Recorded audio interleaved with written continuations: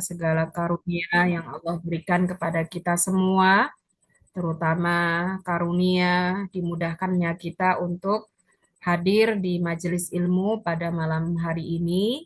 Ini merupakan karunia yang luar biasa karena selain kita bisa silaturahim, kita juga mendapatkan banyak kebaikan sebagaimana yang disampaikan oleh Rasulullah Shallallahu Alaihi Wasallam dalam sabda beliau yang maknanya bahwa bahkan ya ikan-ikan yang ada di laut yang sangat dalam, begitu juga semut-semut yang ada di lubang-lubang persembunyiannya itu senantiasa mendoakan ya para penuntut ilmu dan alhamdulillahnya juga dengan kejadian COVID kemarin ya sebenarnya ya ada hikmah yang besar di antaranya ternyata kita bisa diberikan kemudahan di balik itu oleh Allah untuk menuntut ilmu dengan jarak yang jauh, dengan cara yang mudah hanya dengan bergabung melalui room meeting begitu ya. Dan ini juga patut kita syukuri. Mudah-mudahan dengan kesyukuran itu Allah akan melayakkan kita untuk terus memperoleh karunia yang lainnya sebagaimana yang Allah janjikan dalam surat Ibrahim ayat 7 ya, di mana Allah Subhanahu wa taala berfirman, la in syakartum la azidannakum ya. Apalagi kita juga masih diberi kesempatan oleh Allah untuk bertemu dengan bulan Sya'ban ini yang menjadi pintu masuknya bulan Ramadan, bulan yang penuh dengan kebaikan ya, karena di bulan inilah Allah mencurah-curahkan rahmatnya, ampunannya terutama di pertengahan bulan Sya'ban di malam harinya juga pada bulan ini juga amalan-amalan kita dilaporkan dan diperlihatkan kepada Allah Subhanahu wa taala sehingga harapannya sebagaimana yang pernah dicontohkan oleh Rasulullah kita bisa memanfaatkannya dengan sebaik mungkin ya sembari mempersiapkan untuk menyambut kedatangan bulan Ramadan dan semoga Allah memberikan taufik kepada kita semua. Allahumma amin. Dan marilah juga ibu-ibu sekalian kita sampaikan sholawat serta salam kita kepada junjungan kita, ya, teladan kita bersama Rasulullah Muhammad Sallallahu Alaihi Wasallam. Tak lupa juga terhadap keluarga beliau, putra-putri beliau, istri-istri beliau, dan juga sahabat-sahabat mulia beliau. Semoga Allah Subhanahu Wa Taala layakkan kita semua untuk bisa menjadi umat beliau yang nanti memperoleh syafaat beliau fi yaumil akhir. Allahumma amin ya rabbal alamin. Baik, meskipun sudah berlalu beberapa hari ya dari 27 Rajab karena kita sudah memasuki bulan Sya'ban ya masih sangat tepat sekali apabila kita memanfaatkan momen ini untuk mengambil hikmah dan pelajaran dari peristiwa Isra Mi'raj dan bagaimana kita bisa mengimplementasikan dalam kehidupan kita sehari-hari. Ya, sebelumnya kita akan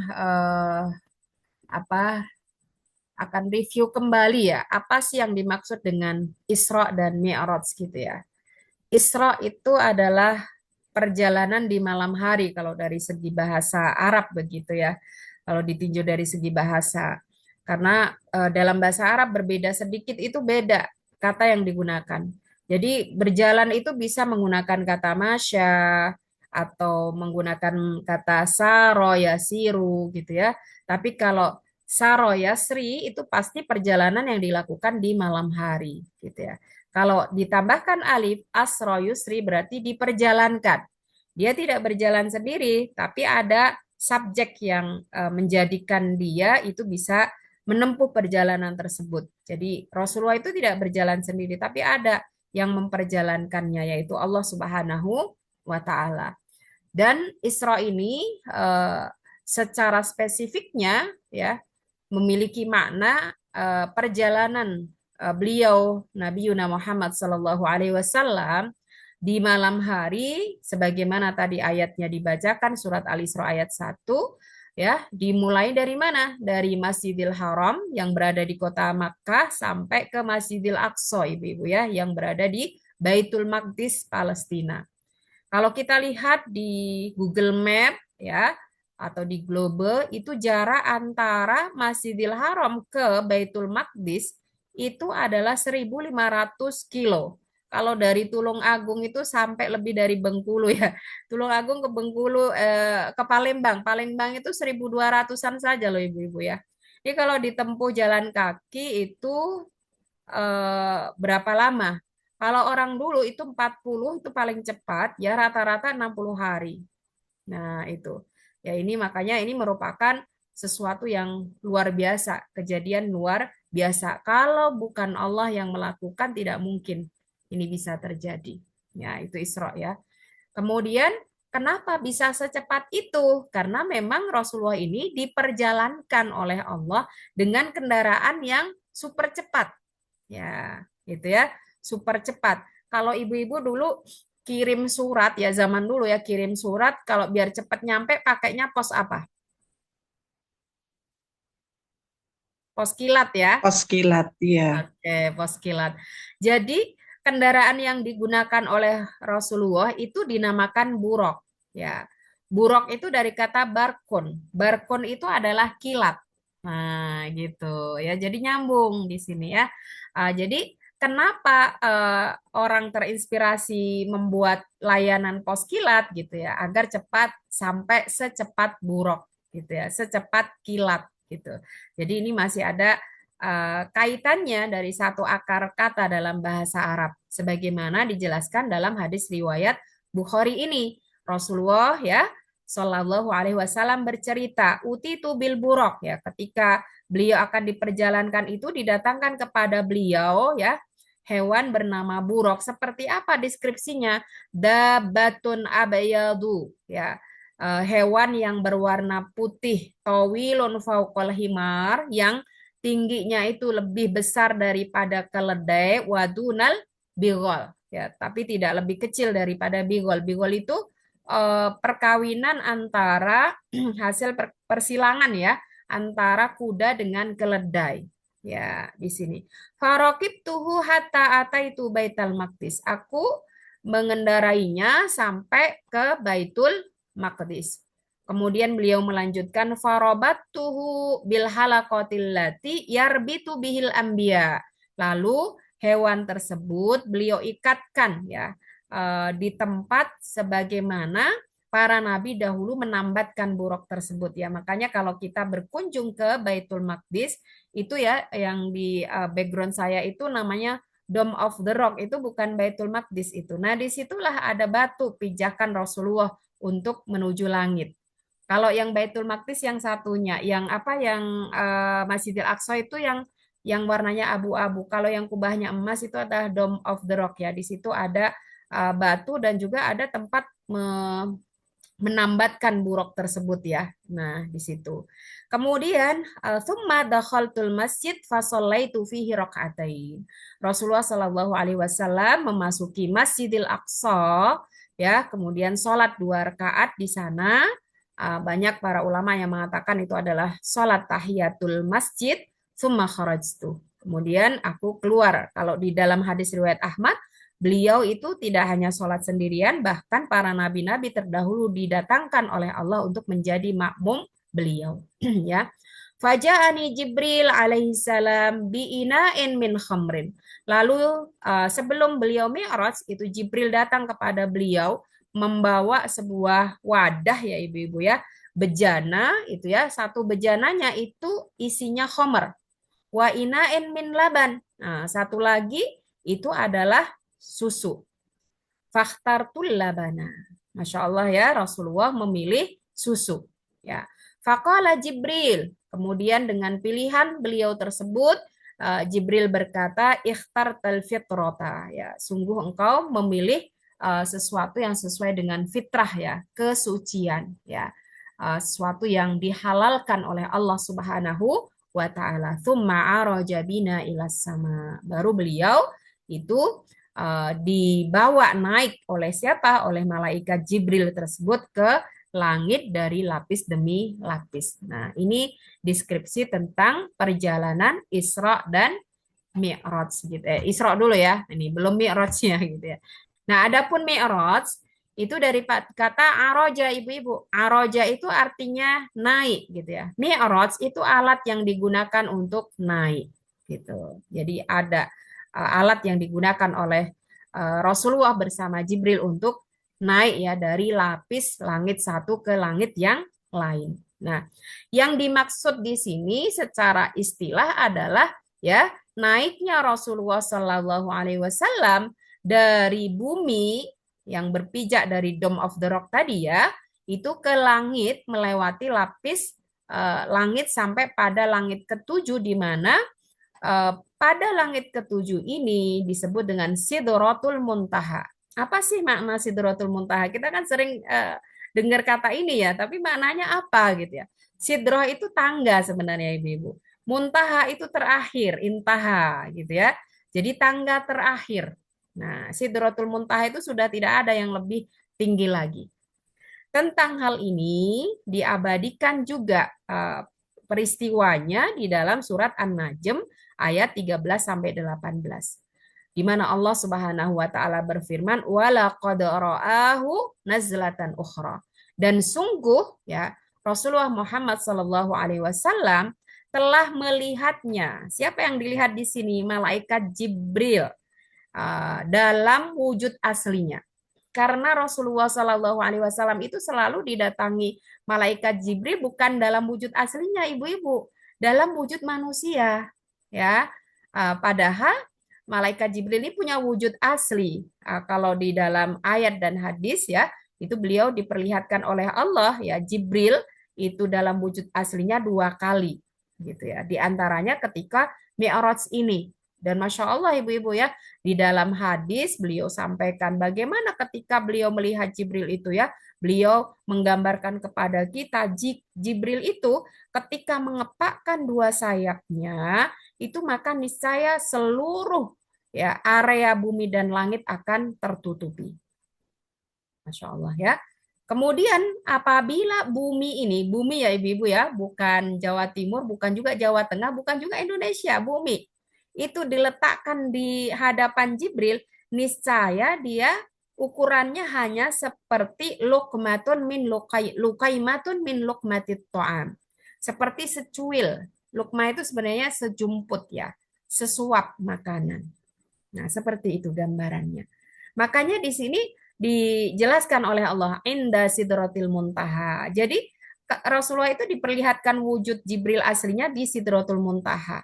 Indaha jannatul ma'wa, di mana di situ ada surga ya.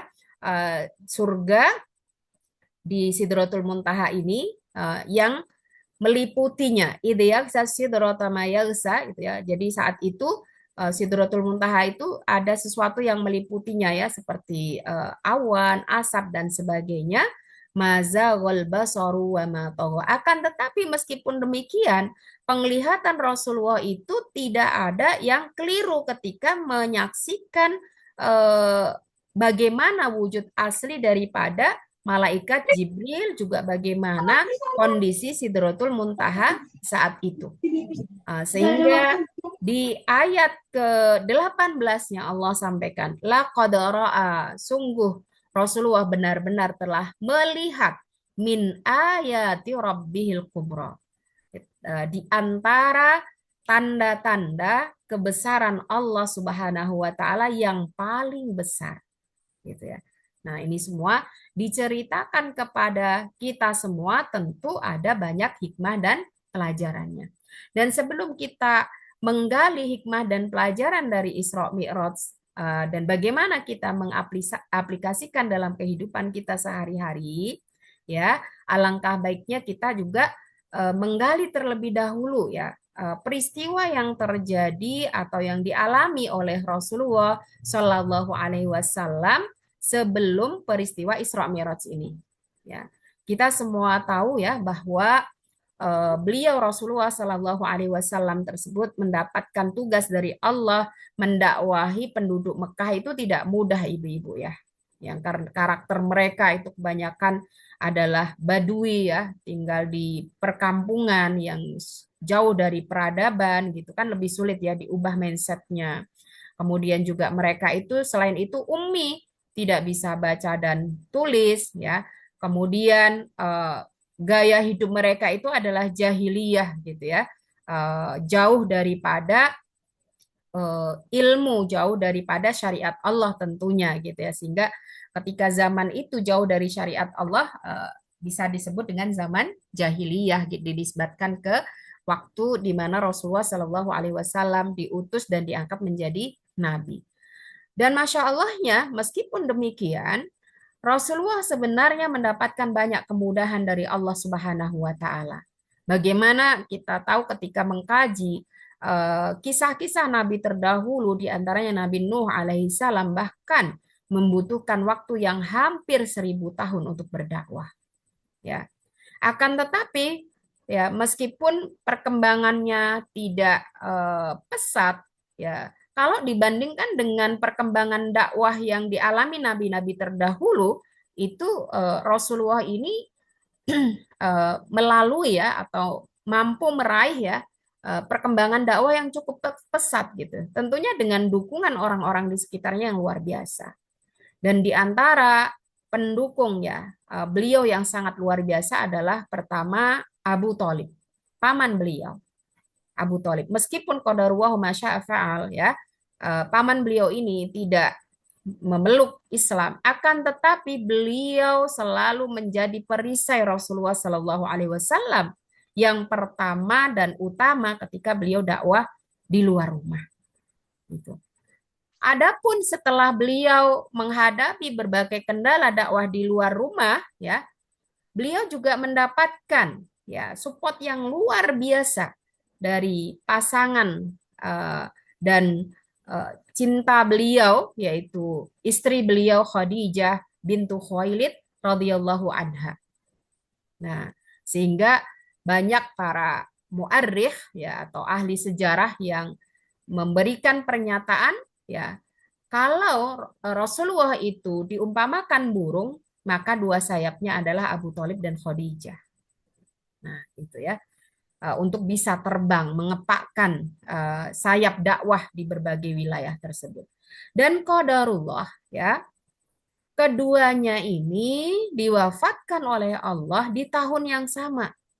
Yang semua kita kenal tahun itu sampai masyhur di kalangan para ahli sejarah dengan sebutan Amul Husni, tahun kesedihan.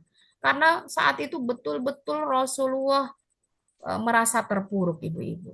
Ya, kekuatan beliau dicabut oleh Allah Subhanahu wa taala di waktu yang sama. Tapi semua itu ada hikmahnya tentunya. Dan Rasulullah tidak berhenti begitu saja ya. Ketika setelah wafatnya kedua sosok ini, tentu kita semua tahu bagaimana impasnya. Orang-orang Quraisy ya semakin dahsyat memberikan intimidasi dan menghalang-halangi dakwah beliau. Karena beliau sudah nggak ada kekuatan lagi. Ya, Khadijah sudah habis semua hartanya saat itu ya untuk mendukung dakwah Rasulullah gitu ya. Abu Thalib yang memiliki power luar biasa sebagai sesepuh ya, kafir Quraisy saat itu sudah wafat juga. Ya, akhirnya beliau ingat, beliau kan dulu dibesarkan ya atau di waktu kecil ya, itu hidup di Bani Sa'ad. Bani Sa'ad itu di Taif ya. Mereka beliau tahu ya bagaimana iklim di sana, bagaimana bersahabatnya orang-orang di sana begitu ya. Terkenal ya Bani Sa'ad ini dengan akhlak mereka yang baik begitu ya. Kemudian beliau berinisiatif untuk melebarkan sayap dakwah ke Taif gitu ya. Dan ternyata ibu-ibu ya, apa kejulitan netizen itu dulu juga luar biasa gitu ya.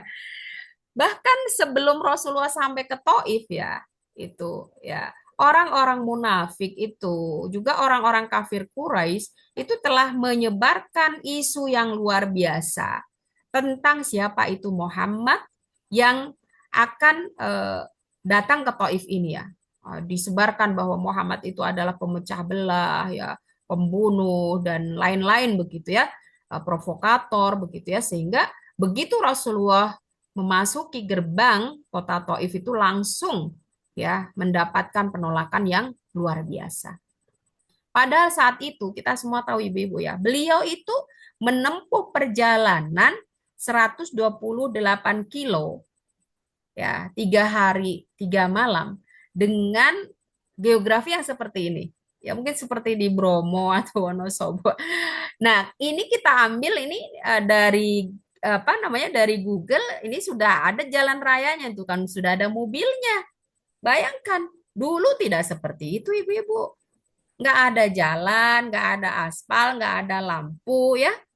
Betul-betul ya, seperti orang naik gunung itulah. Seperti itu kondisi Taif ya. Beliau hanya berdua loh sama putra angkat beliau Zaid bin Harisah ya. Dan yang sangat membuat mental beliau itu jatuh ya, itu adalah bukan hanya laki-laki dewasa yang terprovokasi untuk menolak kehadiran Rasulullah di Taif. Bahkan anak-anak, wanita pun melempari beliau dengan batu. Sangat luar biasa. Ya, nanti ibu-ibu setelah ini saya kasih PR ya, silahkan dibaca pelan-pelan bagaimana doa yang dilantunkan oleh Rasulullah Shallallahu Alaihi Wasallam setelah beliau mendapatkan penolakan penduduk Taif. Itu kalau kita baca itu bikin nangis pastinya ya. Beliau itu sudah biasa menghadapi kesulitan, diusir, diintimidasi, ya, diperlakukan dengan tidak manusiawi, padahal beliau tidak punya track record yang buruk gitu ya.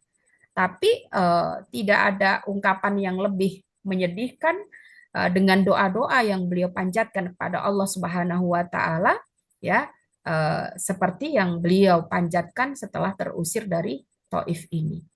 Nah, jadi badan beliau terluka, hati beliau juga terluka saat itu ya. Dan sebenarnya karena Allah sangat menyayangi beliau, saat itu Allah mengirimkan malaikat ya, eh, malaikat untuk mengangkat gunung Al-Ahmar agar ditimpakan kepada penduduk Taif sebagai azab bagi mereka yang telah mengusir nabinya, mengusir kekasih Allah Subhanahu wa taala. Tapi Masya Allah, ya, betapa kita ini memiliki seorang nabi yang budinya sangat baik, yang sangat lembut, yang menyayangi kita semua lebih daripada menyayangi beliau sendiri, diri beliau sendiri dan keluarga beliau. Ketika hal-hal seperti itu terjadi, apa yang beliau ucapkan hanya Rabbil fir qaumi fa innahum la ya'lamun.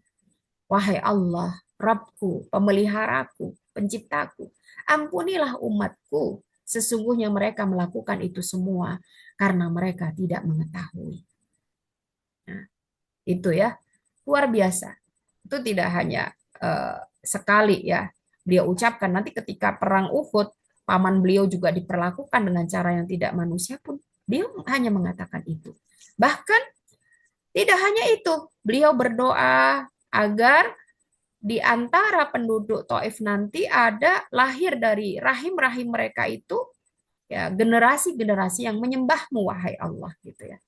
Nah, itu dan Masya Allahnya dituliskan oleh para pakar sejarah ketika bahkan di kota Mekah dan kota Madinah setelah wafatnya Rasulullah itu muncul ya orang-orang yang murtad gitu ya. Itu di Taif malah justru berkembang Islam di sana dengan sangat baik, dengan akidah yang murni atas kasih sayang yang diberikan dan dicurahkan oleh Nabi Muhammad Sallallahu Alaihi Wasallam.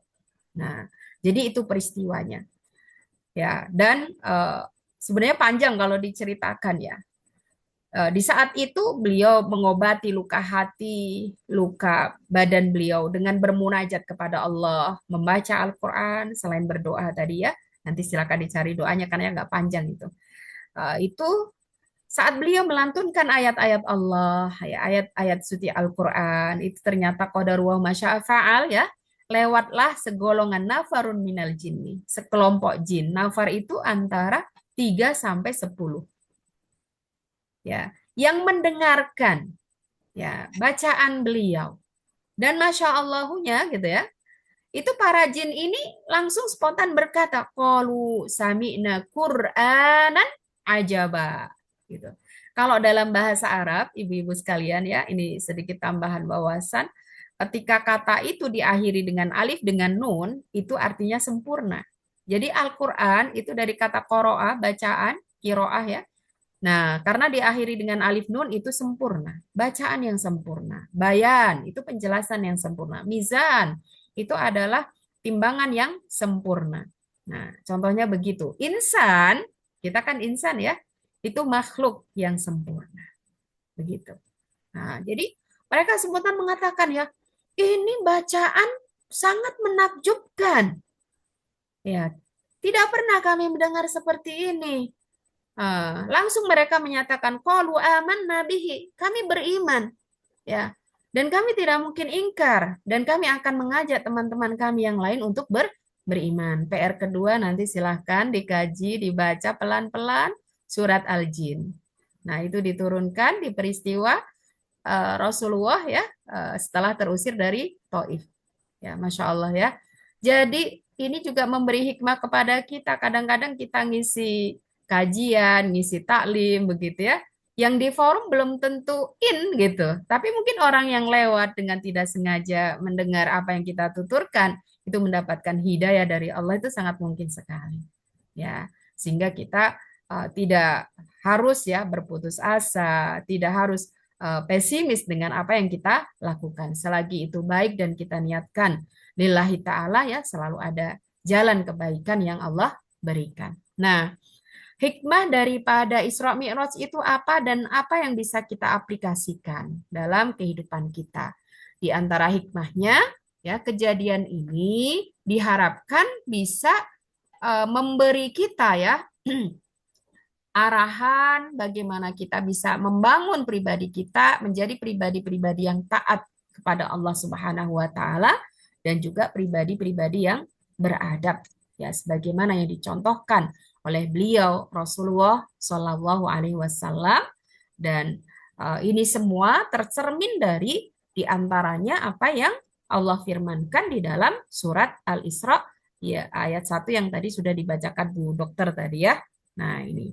Nah, kita akan kupas ya satu persatu. Ya, dari peristiwa yang melatar belakanginya, kita bisa mengambil hikmah dan pelajaran bahwa ibu-ibu sekalian ya, setiap ujian itu sebenarnya adalah rahmat dari Allah Subhanahu wa taala. Karena setiap ujian itu kalau tidak membuat kita itu terjatuh, pasti akan menjadikan kita lebih kuat dari sebelumnya. Betul tidak? Itu sudah pasti. Dan kalau kita masih hidup sampai sekarang, bisa survive sampai sekarang, itu pasti kita telah melewati banyak ujian. Dan tentu setelah berbagai ujian tersebut, kita bisa membedakan diri kita dulu dengan yang sekarang ya pastinya. Mungkin dulu kita belum menjadi orang yang sabar, orang yang legowo. Justru dengan berbagai cobaan dan ujian itu ternyata tanpa kita sadari membentuk diri kita ya yang dulunya sabarnya 50 bisa menjadi naik 70, 80 dan sebagainya. Nah, sehingga kalau kita membaca Siratul Anbiya terutama adalah sirah Nabi Muhammad Sallallahu Alaihi Wasallam itu dipenuhi dengan cobaan dan ujian dari Allah Subhanahu wa taala yang tidak ada henti-hentinya. Bahkan dari sejak beliau belum terlahirkan di dunia. Ya kan? Beliau ini adalah seorang nabi yang dilahirkan dalam keadaan sudah yatim. Masih kecil ibunya pun wafat. Dirawat kakeknya pun akhirnya wafat. Ya, yang mensupport beliau hingga dakwah beliau diangkat menjadi nabi adalah paman beliau, tapi qadarullah juga tidak mendapatkan hidayah dari Allah. Dan bahkan putra-putri beliau itu, ibu-ibu sekalian ya, semuanya diwafatkan oleh Allah Subhanahu wa taala di hadapan beliau kecuali hanya satu, Fatimah. Ya. Kita semua tahu realita yang ada di tengah-tengah kita. Ketika seorang itu kehilangan orang tua, meskipun itu cukup ya memberikan pukulan yang besar bagi kita yang sudah kehilangan orang tua, pasti bisa merasakan ini. Tapi lebih besar lagi dampak dan dahsyatnya ketika seorang kehilangan putra-putrinya. Gitu. Betul tidak? Karena kalau kehilangan orang tua itu ya sudah biasa, orang juga mengalami itu. Yang tua pasti lebih ini duluan, itu sudah biasa gitu. Tapi kalau yang muda diambil duluan itu kadang kita tidak menyangka. Dan semua putra-putri Rasulullah itu diwafatkan ketika beliau ada, ketika beliau masih hidup. Orang-orang tercinta diambil satu persatu. Ini luar biasa.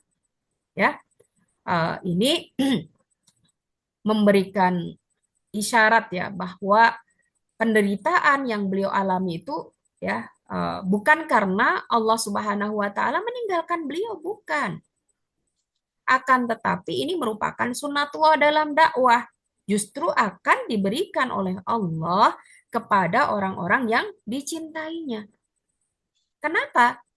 Ah, karena semua cobaan dan ujian itu akan mendatangkan balasan dan reward yang setimpal, yang sepadan, sebagaimana juga disabdakan oleh beliau dalam hadis riwayat At-Tirmidzi dan Ibnu Majah ini.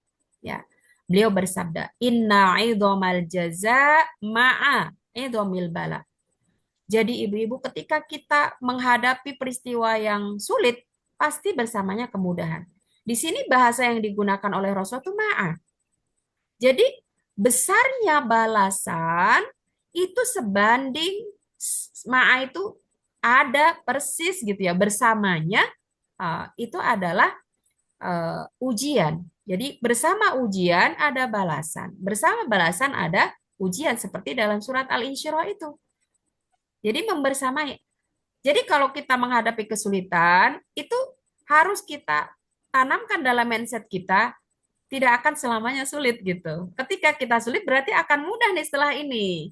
Begitu juga sebaliknya. Kalau kita lagi baik-baik saja, lagi sehat, lama nggak sakit gitu ya, hati-hati. Sebentar lagi nih akan ada gitu ya, periode kita sakit, mungkin periode kita sulit, periode kita ini, itu sudah sunatullah begitu.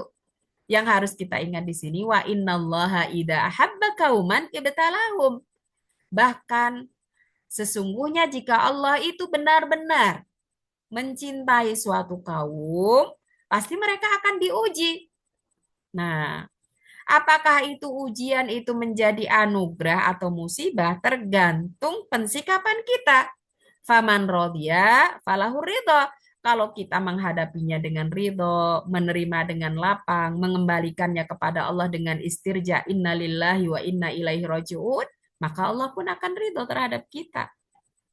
Ya, dan tidak ada loh yang kita cari di dunia ini kecuali ridho Allah. Makanya kita boleh iri ya. Sahabat-sahabat semua itu radhiyallahu anhum wa radwan. Sudah mendapatkan ridho dari Allah. Kalau ridho orang tua saja membuat hidup anaknya baik-baik saja, ya diberikan kemudahan, keberkahan, kelancaran, bagaimana dengan ridho Allah? Ya. Tapi sebaliknya, waman sakhito falahu sukhtu. Siapa yang ketika menghadapi ujian dari Allah, justru dia banyak komplain, dia marah, dia benci, dia menjauh dari Allah Subhanahu wa taala, fana'udzubillahi min dzalik. Allah pun akan murka terhadap dirinya. Ya. Kenapa? Karena yang ada di dalam surat Al-Fajr itu mindset manusia yang salah. Wa amal insan idza btalahu rabbuhu fa akramahu wa na'amahu fayaqulu rabbi akraman wa amma idza mabtalahu faqadara alaihi rizqahu fayaqulu rabbi ahanan. Kebanyakan mindset yang salah pada orang adalah kalau kehidupannya itu baik, sukses, mudah, seakan dia dimuliakan oleh Allah. Dan ketika dia mendapatkan banyak ujian, seakan dia dihinakan oleh Allah. Nanti kita bisa baca tafsirnya ya. Bukan seperti itu yang sesungguhnya. Para ulama menegaskan ya, innamal ikramu bit ta'ati wal ihanatu bil ma'siyah. Sesungguhnya salah satu indikator bagaimana Allah memuliakan seseorang itu adalah ketika cobaan tersebut, kesulitan tersebut, apakah itu kesulitan yang menyenangkan, karena kesulitan yang menyenangkan itu lebih sulit ya, atau yang tidak menyenangkan, itu akan mendekatkan dirinya kepada Allah dan menjadikannya taat. Sebaliknya, ya, ketika ujian itu apakah yang sifatnya menyenangkan atau menyulitkan, lalu menjadikan dia bermaksiat dan jauh dari Allah, itulah istidraj dan itulah musibah. Dan itulah indikator Allah menghinakan hambanya. Fana'udzubillahi min dzalik. Nah, jadi apakah ujian itu menjadi anugerah atau musibah tergantung bagaimana kita mensikapinya. Dan setiap kehidupan Nabi, terutama Nabi Muhammad Shallallahu Alaihi Wasallam, itu tidak pernah lepas dari cobaan dan ujian. Tapi beliau tidak pernah komplain sama Allah. Ya, beliau menerimanya dengan ridho. Ya, beliau berikan pelajaran-pelajaran ini untuk kita semua agar bisa meneladani beliau. Ya. Kemudian berikutnya, ya, kenapa peristiwa Isra dan Mi'raj ini diabadikan oleh Allah Subhanahu wa taala di dalam surat Al-Isra ayat 1 dimulai dengan subhanalladzi asra bi 'abdihi gitu ya. Ini subhanallah itu artinya adalah maha suci Allah. Nah, tasbih itu memiliki dua fungsi, Ibu-ibu. Fungsi yang pertama adalah uh, untuk menunjukkan sesuatu atau peristiwa yang dahsyat di luar logika manusia. Fungsi yang kedua sebaliknya untuk ya memberikan jawaban atau tanggapan atau sikap kepada sesuatu yang keliru. Ya, misalnya orang imam salah membaca subhanallah. Kita lupa menghafal subhanallah. Ada orang berkata buruk subhanallah, gitu ya. Allah kita sucikan dari semua hal-hal yang tidak benar itu. Dan kenapa peristiwa Isra Mi'raj itu diabadikan dengan tasbih di ayat pertamanya? Nah, ini karena kita semua tahu, kalau bukan karena Allah, tidak akan bisa melakukan perjalanan dalam semalam menempuh jarak dari Masjidil Haram ke Masjidil Aqsa, apalagi sampai Sidratul Muntaha. Sehingga semua ulama sepakat bahwa Isra dan Mi'raj ini merupakan mukjizat dari Allah Subhanahu wa taala. Kan di dalam akidah kita ya, ada yang namanya al-umur al-khariqah lil adah. Ada beberapa hal atau peristiwa yang di luar logika itu bermacam-macam. Yang pertama ada irhas yang terjadi pada calon-calon nabi. Seperti ketika beliau menempuh perjalanan bersama paman beliau untuk berdagang di Syam saat itu, ya bagaimana di musim sangat panas itu beliau selalu diikuti oleh awan yang melindungi beliau gitu ya. Nah, itu irhas namanya. Ada namanya karomah. Karomah itu kejadian peristiwa luar biasa yang diberikan oleh Allah kepada para wali-wali Allah, takriman, sebagai bentuk ya penghormatan kepada orang-orang yang taat kepada Allah Subhanahu wa taala. Ada namanya mukjizat. Ya, ini pasti lebih besar daripada karomah karena mukjizat ini diberikan kepada para nabi untuk menguatkan dakwah beliau, membuktikan bahwa beliau itu nabi. Kalau bukan nabi nggak mungkin bisa mengalami hal-hal seperti itu. Tapi ada juga yang namanya sihir. Nah, itu ya. Dengan bantuan syaitan. Jadi peristiwa ini adalah mukjizat ya yang membuktikan kenabian Rasulullah Muhammad Sallallahu Alaihi Wasallam. Dan karena ini di luar logika, kalau orang bilang sekarang di luar nurul gitu ya, itu banyak orang mendustakan peristiwa tersebut sehingga Allah mulakan dengan tasbih gitu ya. Jadi dua-duanya bisa. Peristiwa yang luar biasa disebut dengan mukjizat, kita mulakan dengan tasbih. Hal-hal ya atau sikap orang yang mendustakan juga dengan tasbih. Dan kata bi'abadihi, hambanya ini menunjukkan ibu-ibu bahwa perjalanan yang ditempuh oleh Rasulullah itu adalah perjalanan jasad dan ruh, bukan seperti mimpi. Kalau mimpi itu kan perjalanan ruh kita, jasadnya tetap di tempat tidur. Ya, kalau ini tidak. Rasulullah bersama jasad beliau. Ya. Dan ini kata yang digunakan dan dipilih oleh Allah dalam ayat ini adalah bi'abdihi, yang maknanya hambanya. Ini memiliki makna bahwa meskipun Allah memuliakan beliau dengan memperjalankan beliau ke tempat dan makom tertinggi, beliau tetaplah hamba. Dan ini memberikan hikmah kita luar biasa, ya.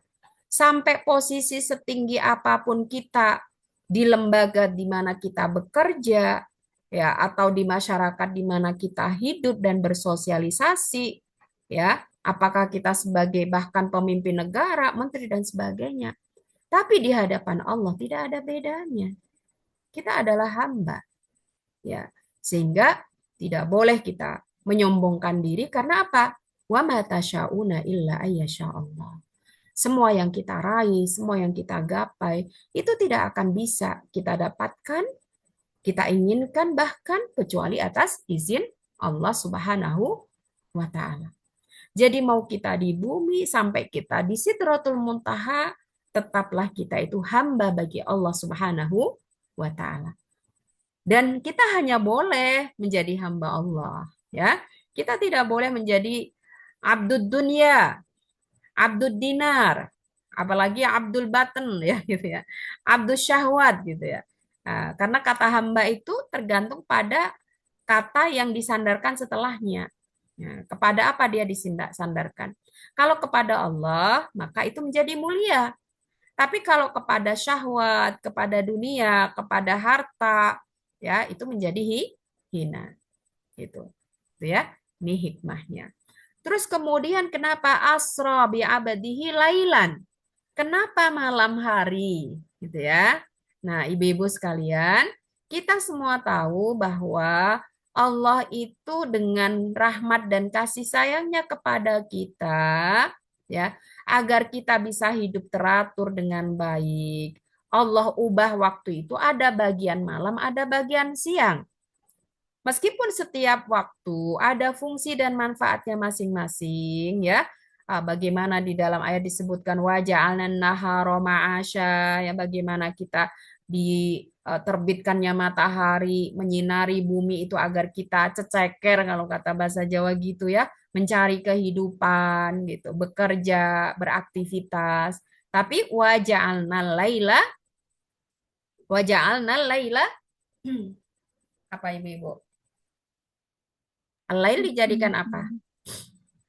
Waja'alna laila Bisa. alibasa. Ya, biar ibu-ibu nggak ngantuk, ayo respon dong.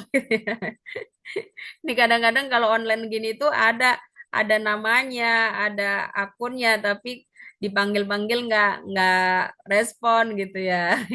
Waja'alna laila libas. Allah menjadikan malam itu seperti baju. Baju itu menutupi, ya, melindungi, menghangatkan, ya. Dan juga waja'alnan nauma subata. Nah, di malam itu dijadikanlah kita itu diberi rasa ngantuk supaya kita tidur, karena dengan tidur itu kita bisa subat itu memutuskan kita dari aktivitas-aktivitas duniawi.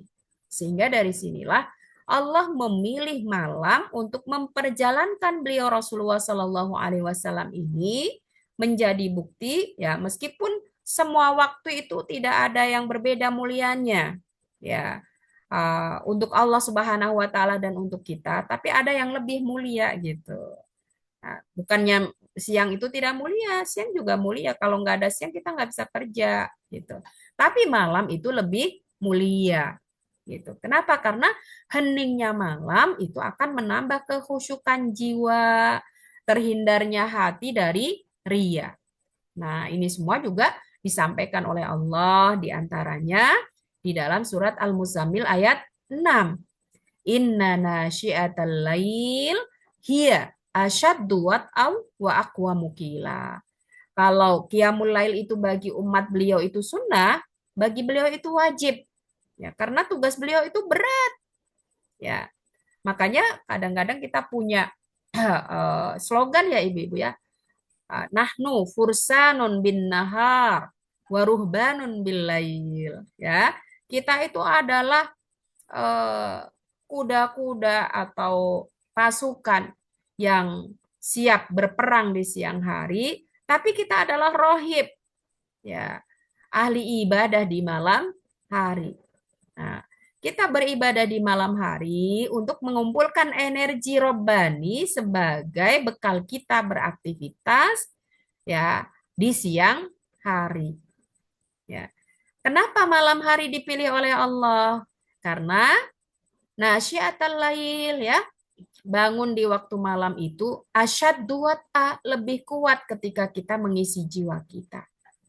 Wa aqwamu qila, dan apa-apa yang kita baca, yang kita lantunkan dari ayat-ayat Allah, zikir yang kita juga amalkan, itu lebih berkesan. Karena semua yang sifatnya duniawi ditutup oleh Allah dengan malam, gitu. Dan ini suasana seperti ini sulit kita realisasikan di siang hari. Sehingga dengan inilah juga dalam surat At-Tur ayat 49, ya, Allah sampaikan wa minal lail. Ya, meskipun Allah jadikan tadi, ya, malam itu untuk istirahat bagi kita untuk tidur, tapi jangan lupa minal lail itu sebagiannya, sebagian dari malam itu fasabbihu, gunakanlah engkau untuk bertasbih kepada Allah, memahabesarkan Allah dengan merenungkan tanda-tanda kebesarannya, sekaligus juga mentasbihkan Allah Subhanahu wa taala, memahasucikan Allah dari hal-hal yang keliru, dari hal-hal yang tidak benar, ya. Wa idbaron nujum, dan juga di waktu terbenamnya bintang-bintang. Nah, ini menjadi waktu yang spesial bagi kita untuk memperoleh energi dan mengisi jiwa-jiwa kita. Kalau kita lagi aktivitas di siang hari itu kan banyak yang jiwa kita kosong, ya. Kita kayaknya kayak mesin, dari bangun bekerja, pulang lagi udah capek, kayak mesin lah gitu kalau kita renung-renungkan gitu. Setiap hari begitu. Makanya kan orang-orang yang sibuk bekerja itu kadang-kadang mereka mengagendakan sebisa mungkin, ya, sering-sering pergi umroh dan sebagainya. Kenapa? Karena kalau nggak umroh itu sulit meninggalkan pekerjaan gitu, ya. Orang hanya bisa full fokus ibadah kalau di tempat sana gitu. Kalau udah di Indonesia mau ambil cuti atau apa, tetap aja dihubungin, tetap aja diminta gitu kan, betul nggak ibu-ibu, ya. Nah, di sini jadi apa, sangat sulit bagi kita untuk mengisi jiwa-jiwa kita itu di siang hari. Maka manfaatkanlah waktu malam untuk mengisinya. Nah, begitu juga Allah Subhanahu wa taala mengisi jiwa Rasulullah yang saat itu sedang terguncang, ya, dengan kematian kedua orang tercinta beliau, dengan penolakan penduduk Taif itu, ya, di malam hari dengan perjalanan menuju kepada Allah Subhanahu wa taala, gitu, ya. Dan kenapa itu harus menempuh perjalanan dari Masjidil Haram kenapa harus transit ke Masjidil Aqsa dulu? Kan bisa saja kan dari Masjidil Haram langsung diangkat ke Sidratul Muntaha begitu. Nah, karena Allah Subhanahu wa taala menginginkan Rasulullah, ya, uh, menghampiri tempat yang jauh, yang di sana ada tempat sujud masjid. Nah, dinamakan Masjidil Aqsa. Al-Aqsa itu maknanya terjauh, ibu-ibu. Ya. Karena dengan menempuh perjalanan yang jauh itu akan semakin banyak tanda-tanda kebesaran Allah yang lebih bervariasi. Ya, budaya yang berbeda, ya, gaya hidup yang berbeda, bahasa yang berbeda, dan yang lain sebagainya. Nah, ini sebagaimana bisa dikuatkan dengan apa yang Allah sampaikan dalam surat Al-Mu'minun ayat 84 sampai 89 ini. Ya, dengan orang melakukan perjalanan itu, ya, di bumi misalnya, akan muncul pertanyaan, "Kullimanil ardu wa man fiha?" Ketika kamu menjelajah bumi itu, siapakah pemilik bumi dan apa yang ada di dalamnya, in kuntum ta'lamun? Jika kamu ketahui, pasti akan, kalau kita sudah renung-renungkan yang apa yang kita lihat, saya quluna lillah. Semuanya adalah milik Allah Subhanahu wa taala. Qul afala tadzakkarun, ya. Katakan, ya, kenapa kamu tidak ingat?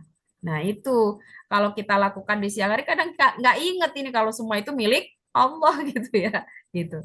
Kemudian juga kulman robbus samawati sabai. Siapakah? Robbun itu kan artinya pencipta, pemilik, pemelihara, perawat, yang merawat, yang mencukupi, yang mengatur, ya. Langit yang begitu rumit, ya, kondisinya. Karena kata para saintis tidak ada lalu lintas yang lebih rumit melebihi lalu lintas langit. Yang itu baru langit dunia, belum tujuh langit. Apalagi Rabbul Arsy. Nah, PR ketiga ibu-ibu. Nanti ibu-ibu cari seperti apa sih arsy Allah itu. Al-Azim, sehingga disebut oleh Allah Al-Azim. Ya. Dul Arsyil Azim. Gitu ya. Karena arsy Allah itu makhluk yang sangat luar biasa. Semuanya, ya karena Rasulullah sampai ke langit ketujuh, ya ada arsy di sana, ada Sidratul Muntaha. Saya quluna lillah. Semuanya adalah milik Allah. Kul afala tattaqun. Kalau kamu sudah tahu itu milik Allah, kenapa kamu tidak menjalankan apa yang menjadi perintahnya? Tidak menjauhi dan meninggalkan apa yang menjadi larangannya.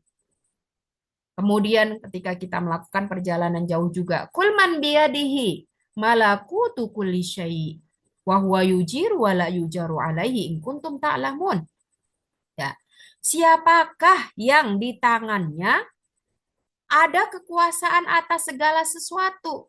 Dia yang selalu melindungi, ya, tapi tidak dilindungi. Nah, jika kamu tahu, saya kuluna lillah, yang seperti itu hanyalah milik Allah. Tapi kata Allah, kul fa'anna tasharun. Dari jalan manakah kamu ditipu? Sehingga jawaban-jawaban yang sering kita jawab dari pertanyaan ini bukan lillah. Ini milikku kok, atas kerja kerasku kok, prestasiku kok, dan sebagainya. Fana'udzubillahi min dzalik. Gitu. Kalau di siang hari kita lupa jawaban dari pertanyaan ini. Bahwa jangankan kita, semua yang ada di langit dan di bumi itu bukan milik kita, milik Allah semuanya. Semuanya hanya dititipkan kepada kita. Gitu ya. Nah, seperti itu. Sehingga dengan memahami ini, berbuah khasyah. Khasyah itu rasa takut muqtarinan bil mahabbati wa ta'zim. Takut kepada Allah, tapi takut itu disertai dengan mahabbah. Kita semakin cinta kepada Allah. Wa ta'zim, kita semakin mengagungkan Allah Subhanahu wa taala. Karena bahkan tidak ada satupun daun yang terjatuh kecuali diatur dan diketahui oleh Allah. Apalagi kita. Gitu ya. Nah, sehingga Allah katakan di sini, wa minan nas wad dawabi wal an'am mukhtalifun alwanuhu. Ketika kalian menjelajah bumi ini penuh ya dengan berbagai tanda-tanda kebesaran Allah, ada manusia, ada hewan, ada an'am, ada ternak yang berbeda-beda warna, berbeda-beda marga, berbeda-beda jenis. Ya, banyak sekali perbedaannya. Innama yakhsyallaha min ibadihil ulama. Semakin banyak ilmu yang kamu ketahui, maka semakin kamu memiliki rasa khasyah kepada Allah. Bukan hanya takut biasa, takut yang disertai cinta dan tadi pengagungan kepada Allah. Bahwa sesungguhnya Allah itu aziz, maha perkasa bagi orang-orang yang tidak mengetahui jawaban dengan benar, tidak mengenal ma'rifatullah ya, Allah maha perkasa akan ditimpakan kepada mereka azab yang luar biasa. Tapi Allah juga ghafur. Ketika sudah diberikan tanda-tanda kebesaran Allah, ya mungkin dia lalai ketika di siang hari, tapi di malam hari dia merenung dan mendapati jawaban yang benar. Allah mengampuninya. Nah, maka Allah juga menyediakan waktu di sepertiga malam terakhir, wabil ashari hum yastaghfirun, agar kita memohon ampun atas kelalaian-kelalaian yang kita lakukan di siang hari. Kemudian hikmah yang kelima ya, kenapa Masjidul Aqsa? Gitu ya. Kenapa nggak langsung dari Masjidil Haram? Ini menunjukkan bahwa Masjidil Aqsa itu memiliki keagungan luar biasa di sisi Allah Subhanahu wa taala, bahkan dari alladzi barakna haulahu. Wilayah-wilayah di sekitarnya itu adalah wilayah-wilayah yang pasti diberikan keberkahan oleh Allah Subhanahu wa taala. Dan berkah itu menurut Imam An-Nawawi adalah ziyadatul khairid daim. Bertambahnya kebaikan yang abadi, yang terus-menerus, yang melekat ya pada wilayah-wilayah tersebut atas janji dan jaminan Allah Subhanahu wa taala. Ya. Jadi ini juga menunjukkan ya eh, kedudukan dari Masjidil Aqsa itu mulianya itu setelah Masjidil Haram. Ya. Ini ada beberapa hikmah ya dari dipilihnya Masjidil Aqsa sebagai tempat ya transit Rasulullah Shallallahu Alaihi Wasallam sebelum menuju Sidratul Muntaha. Yang pertama adalah mukjizat Nabi Shallallahu Alaihi Wasallam. Ya. Beliau bisa menyaksikan Masjidil Aqsa ini. Kenapa? Dalam kitab Bidayah wa Nihayah dalam hadis riwayat Bukhari Muslim. Ini panjang hadisnya jadi saya tampilkan kesimpulannya saja. Setelah peristiwa Isra Mi'raj itu di subuh hari, itu beliau Rasulullah sedih sebenarnya Ibu-ibu. Sedihnya gimana? Ini mau tak ceritakan ke kaumku atau enggak gitu ya. Gitu. Kalau enggak aku ceritakan, kok masa aku sendiri yang mengetahuinya. Kalau tak ceritakan, apa mereka akan percaya? Nah, ternyata raut wajah atau gestur Rasulullah ini dibaca oleh paman beliau Abu Jahal. Kenapa Muhammad kamu merenung gitu ya? Bahasanya gitu lah gitu. Beliau bercerita bahwa semalam beliau itu baru menempuh perjalanan dari Mekah ke Baitul Maqdis selalu ke Sidratul Muntaha. Nah, justru ini kesempatan digunakan oleh Abu Jahal. Wah, saatnya untuk menjatuhkan Muhammad nih. Pasti dia bohong gitu ya. Lalu dia kumpulkan orang-orang. Nah, tujuannya untuk menjatuhkan beliau karena pasti ini bohong nggak mungkin gitu ya. Nah, lalu setelah orang-orang berkumpul itu Abu Jahal bilang, wahai Muhammad, kalau yang kau katakan itu benar, ceritakan kepada mereka gitu ya. Nah, dan beliau bercerita. Lalu orang-orang kan beberapa pernah menempuh perjalanan tersebut ke Masjidil Aqsa gitu ya, ke Baitul Maqdis gitu. Wahai Muhammad, kalau memang kamu pernah melihat Baitul Maqdis, ceritakan kepada kami. Seperti apakah kondisinya, warna bangunannya, pintunya, jendelanya, dan sebagainya. Dan Masya Allah ya, sebenarnya karena ini perjalanan di malam hari, beliau nggak hafal ya seperti apa kondisinya. Karena ini mukjizat, saat itu disebutkan dalam hadis riwayat Bukhari Muslim itu ya, Allah seakan-akan mengangkat Baitul Maqdis di hadapan Rasulullah. Saat ini, pagi ini, ya sehingga beliau bisa menjelaskan secara detail. Ya, pintu gerbangnya, jendela, pintunya, warna ininya gitu ya. Dan Masya Allah, ya biasalah sebagian ada yang tetap saja menolak. Tapi ada yang mereka-mereka yang pernah berkunjung ke Baitul Maqdis, bener loh yang dikatakan dia, gitu ya. Bahkan ibu-ibu sebenarnya dari peristiwa ini tidak sedikit loh yang murtad akhirnya. Wah Muhammad ini mengada-ada halu gitu, gitu loh. Gitu ya. Tapi tidak sedikit juga yang percaya, apalagi yang pernah berkunjung ke sana gitu.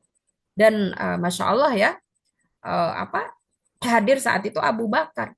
Ya, spontan langsung percaya sehingga dari peristiwa tersebut Rasulullah menjulukinya dengan As-Siddiq. Dia selalu benar, nggak pernah dusta.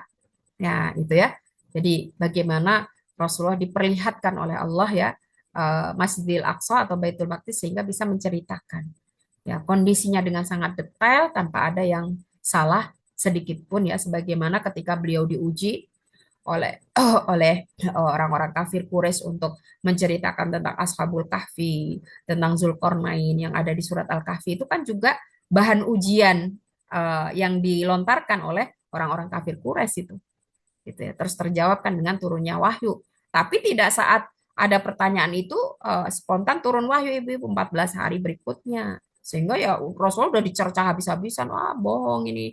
Kalau ini katanya bilangnya jawabnya besok, mana nggak ada jawabannya gitu. Karena kalau beliau nggak dapat wahyu nggak bisa menjawab tentang Ashabul Kahfi itu. Sedangkan itu peristiwanya sudah tertulis di kitab suci sebelumnya.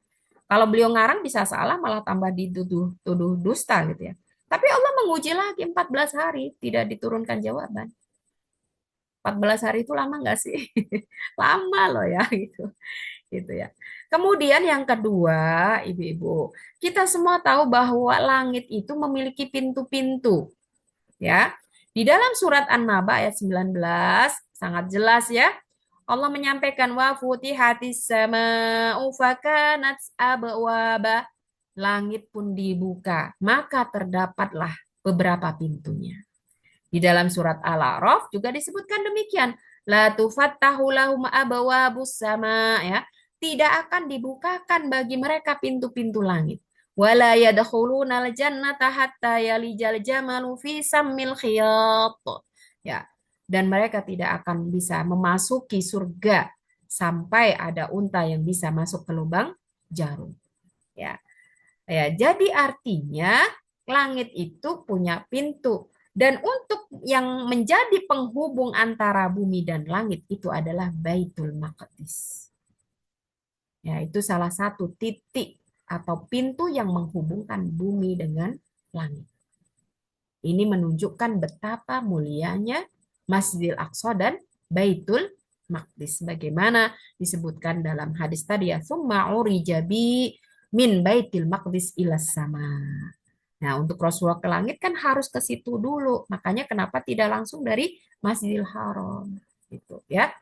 Kemudian yang ketiga, tadi kan sebelum beliau Mi'raj itu sholat 2 rakaat ya di Baitul Maqdis yang di dalam hadis riwayat Ahmad diberikan tambahan keterangan bahwa saat itu Allah mendatangkan nabi-nabi terdahulu untuk menjadi makmum beliau saat sholat.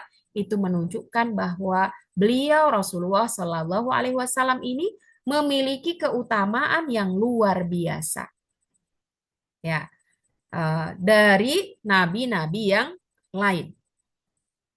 Ya, di sini menunjukkan bahwa beliau itu adalah Sayyidul Anbiya wal Mursalin, pemimpin para nabi dan juga rasul. Sebagaimana ini disebutkan oleh Ibnu Rajab ya Al-Hanbali dalam kitab Lataiful Ma'arif begitu ya. Mungkin tidak mungkin jarang ya teman-teman yang berpikir gini, loh, bukankah sholat itu diwajibkan ketika Rasulullah Mi'raj gitu? Tapi kenapa sebelum Mi'raj beliau sholat gitu ya? Gimana tuh gitu. Nah, di sini kita semua tahu ibu-ibu, karena pentingnya sholat itu bukan hanya kewajiban atas umat Rasulullah loh. Nanti silakan banyak ayat-ayatnya Nabi Ibrahim ketika meninggalkan istri dan putra beliau, apa yang beliau baca? Rabbi inni askantu min dzurriyyati biwadin ghairi dzi zara'in 'inda baitikal muharram Rabbana liyuqimas shalah gitu kan? Untuk mendirikan sholat. Kemudian apalagi itu ayat yang viral dari surat Maryam. Ya, apa yang disampaikan oleh Nabi Isa ketika masih di buayan gitu ya. Nah, wa ja'alani mubarakan ainama kuntu wa awsani bis salati waz zakati ma dumtu hayya gitu kan. Nah, Nabi Isa juga sholat. Nabi Musa juga sholat gitu. Nah, jadi sebelum kewajiban sholat yang sekarang kita kita apa namanya kita lakukan itu sudah ada kewajiban sholat kepada umat-umat terdahulu, hanya saja kaifiah atau teknisnya yang berbeda, syariatnya yang berbeda. Pun ketika Mi'raj itu kewajiban sholatnya masih 2 rakaat juga ibu-ibu. Jadi nanti dijelaskan di dalam tafsir Ibnu Katsir itu ya adanya syarat rukun, kemudian menjadi sholat isya 4 rakaat, sholat duhur 4 rakaat itu bertahap, tidak langsung. Itu terjadi setelah beliau hijrah ke Madinah Al-Munawwarah. Ini keterangan yang kita dapatkan dalam kitab Lataiful Ma'arif yang ditulis oleh Ibnu Rajab Al-Hanbali. Kemudian yang keempat, hikmahnya kenapa Masjidil Aqsa? Agar kita tidak pernah melupakannya. Ya, agar kita tidak pernah melupakannya. Ini jadi melupakan Masjidil Aqsa, bagaimana perjuangan para sahabat kita semua ada di sana. Ya, Allah memilihnya mereka dengan berbagai cobaan dan ujian yang sangat luar biasa. Yang kalau dalam surat Al-Baqarah juga ada di surat yang lain itu ujian hidup itu kan ada 3 level itu. Kalau dalam Al-Quran ya ada baksa ya. Itu kan ayatnya gini. Afahasibatum anta tadkhulul jannata wa lamma ya'tikum matsalul ladzina khalau min qablikum massathumul ba'sa wad-dharra wa zulzilu. Itu adalah tiga level ujian. Baksa itu ujian finansial atau ekonomi. Itu level yang paling rendah. Dharra itu psikis, ya, permasalahan rumah tangga, anak, karir dan sebagainya. Yang berat itu adalah yang ketiga, zulzilu, atau dalam ayat lain disebutkan hinal bas, itu perang. Jadi dari semua variasi cobaan yang juga disebutkan oleh Allah di dalam surat Al-Baqarah ayat 155, nanti silakan dibuka ya. Walanabluwannakum bisyai'in minal khauf wal ju' wa naqsi minal amwal wal anfusi wath thamarat, itu ya. Berbagai variasi cobaan itu tidak ada yang lebih berat melebihi perang. Dan Masya Allahnya, Subhanallahnya, saudara-saudara kita yang ada di Baitul Maqdis, itu sampai sekarang masih mengalami itu semua.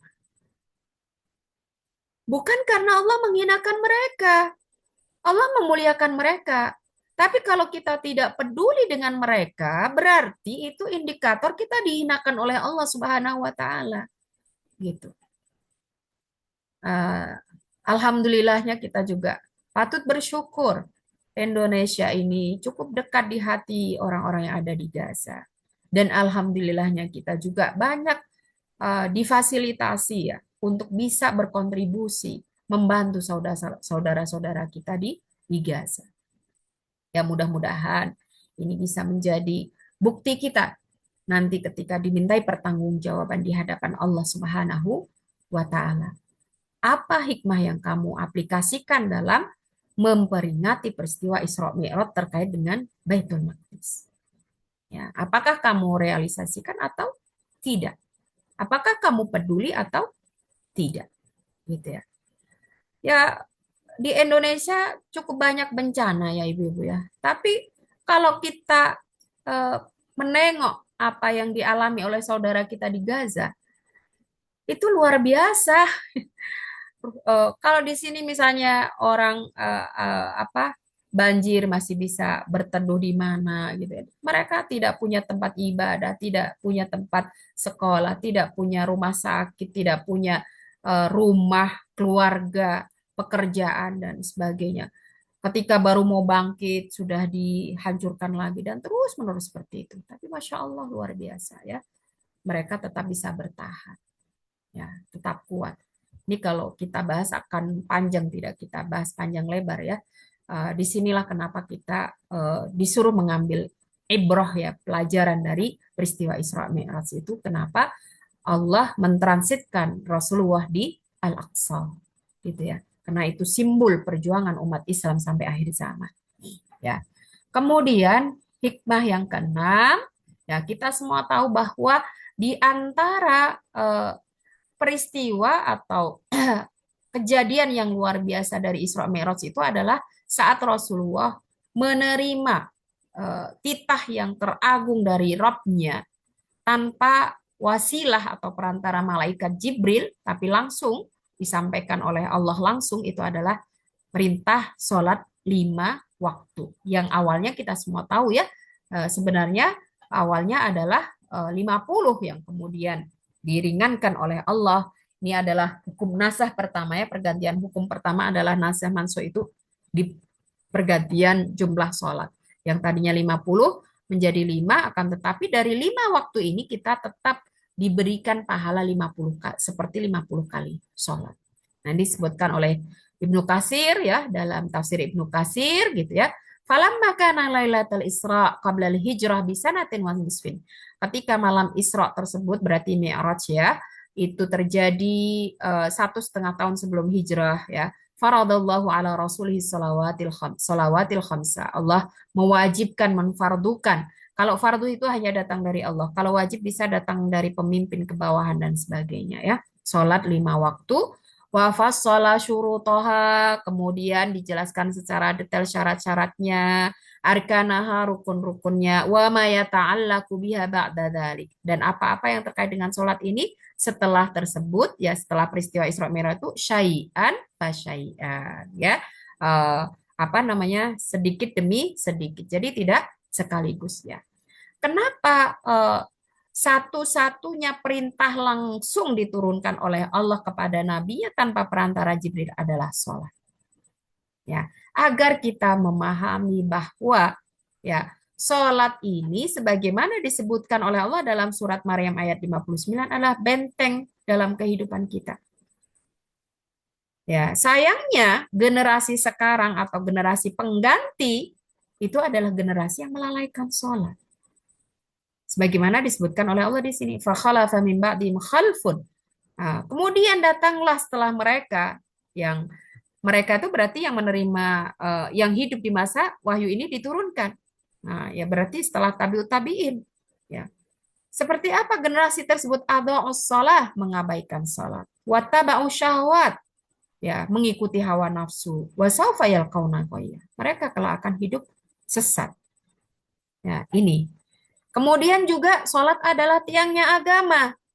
Ya, jadi kalau sholat kita baik, itu indikator agama kita baik. Kalau sholatnya ditinggalkan, berarti siap-siap ya agamanya runtuh seperti rumah tanpa tiang itu bahkan tidak mungkin, mustahil. Nah, dan Rasulullah mengingatkan kepada kita, Rasul Amri al-Islam. Ya, kepala dari segala perkara adalah Islam. Karena selain Islam tidak diterima oleh Allah. Tapi tidak cukup dengan Islam saja kamu mengakui bersyahadat begitu ya. Ada yang harus kamu lakukan untuk menjaga syahadat kamu itu apa? Wa amuduhu as-salah. Dengan menjaga tiang-tiangnya, yaitu sholat.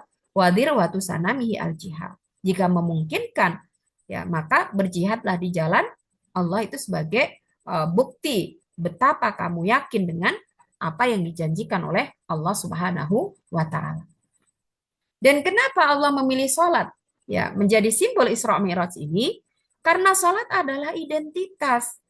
Pasti kita semua punya KTP, punya KK, punya SIM, punya apalagi paspor gitu ya. Kenapa kita harus punya? Karena kalau kita nggak punya, kita itu ilegal di Indonesia ini. Begitu juga sebagai seorang Muslim, kalau dia tidak sholat, maka identitasnya dipertanyakan. Muslimkah kamu? Mukminkah kamu? Gitu ya. Kadang-kadang sholat nggak mau, tapi kalau meninggal minta disolatkan. Itu tidak sedikit begitu ya. Ah, itu padahal hadis ini sangat jelas. Bainar rojuli wa bainal kufri tarkus sholat. Tanda yang ada di antara seorang hamba dengan kesyirikan dia, dengan kekafiran dia adalah meninggalkan sholat. Kalau kita bahas ini agak cukup panjang.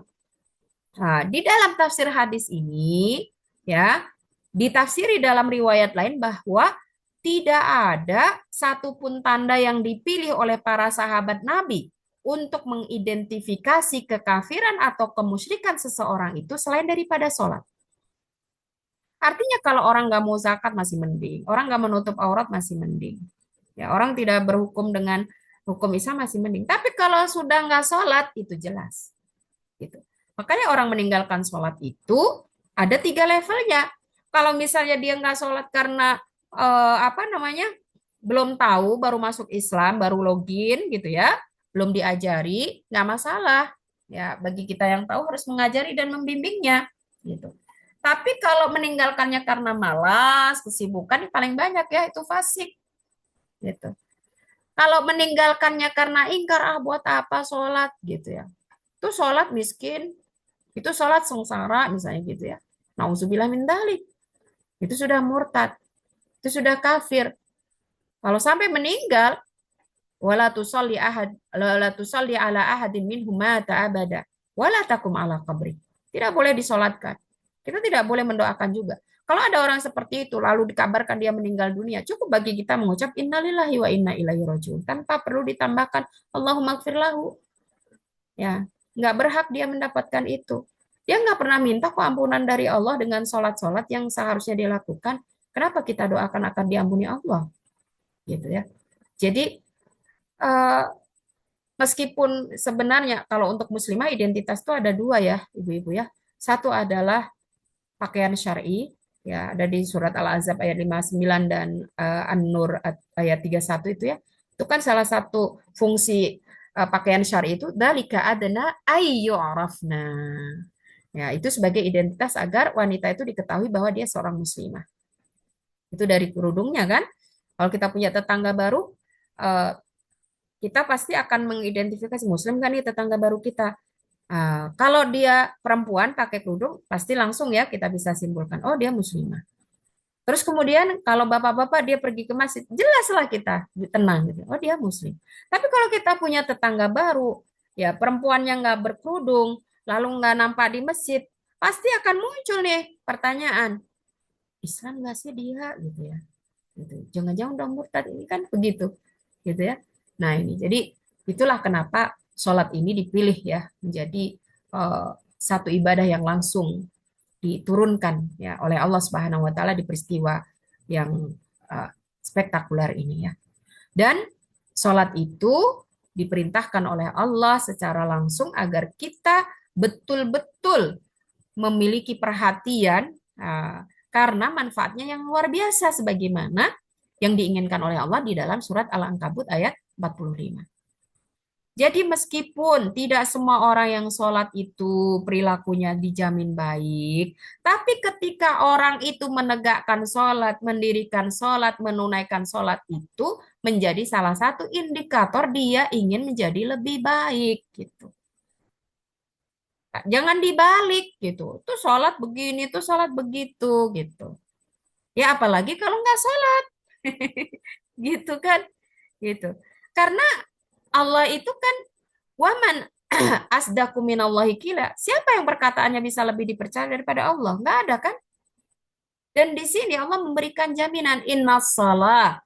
Salat yang kamu lakukan jika benar, ya, itu bisa menjadi kontrol perilaku kamu. Tanha anil fahsya wal munkar.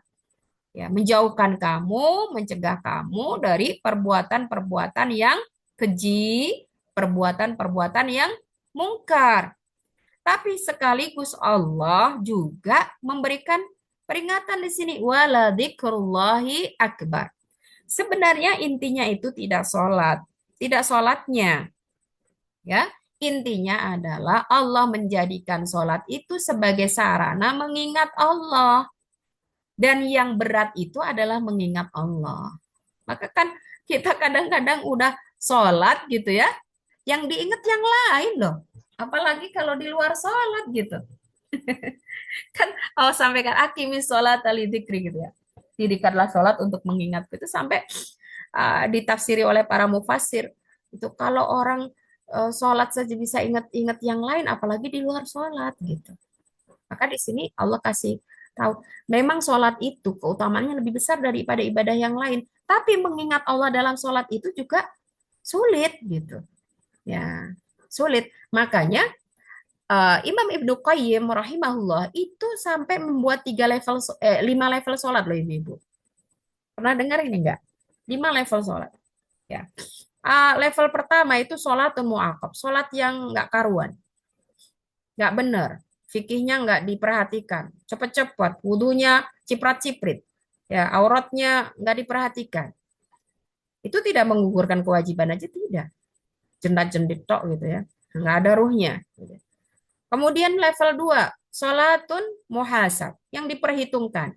Fikihnya sudah benar, rukun syaratnya terpenuhi, tapi hatinya lalai. Ya, sholat ngerasanin orang, ngobrol sendiri gitu ya. Nah itu, nauzubillah min dzalik, itu level 2. Level 3 itu sholatun mukaffar. Sholat yang bisa mengampuni dosa-dosa kita. Kenapa? Fikihnya sudah benar, meskipun sulit khusyuk, tapi kita berusaha gitu. Misalnya ada bisikan ngajak kita ngobrol dan sebagainya, kita berusaha untuk memahami bacaannya, untuk bisa mendalami maknanya, juga menghayati gerakannya begitu. Itu di level 3. Minimal ini kita di level 3 ya. Kemudian yang keempat, sholatun musabun. Sholat yang dikasih bonus pahala selain menggugurkan kewajiban dan mengampuni dosa. Itu sholat yang khusyuk. Ya, sholat yang ingat yang lainnya tuh sedikit. Yang lebih luar biasa lagi di level 5. Muqarrab an rabbihi. ya, yang dekat dengan Allah, seorang yang sudah menikmati betul ya, sholat itu merupakan mi'rajnya dia kepada Allah Subhanahu wa taala. Sarana dia berhubungan dengan Allah Subhanahu wa taala, bermunajat dengan Allah Subhanahu wa taala. Dan untuk level 5 ini para ulama menamakannya dengan salatul anbiya wal auliya wal mursalin. Salatnya para nabi, levelnya para wali, ya itu ya. Ya meskipun kita mungkin belum sampai pada level 4 atau bahkan level 5 minimal mudah-mudahan kita bisa di level 3, jangan sampai di level yang di bawahnya. Jadi meskipun dengan berbagai kesibukan kita, rutinitas kita yang duniawi ini, ya, kita mencoba untuk melawannya. Kita mencoba untuk menciptakan khusyuk dalam hati kita saat sholat.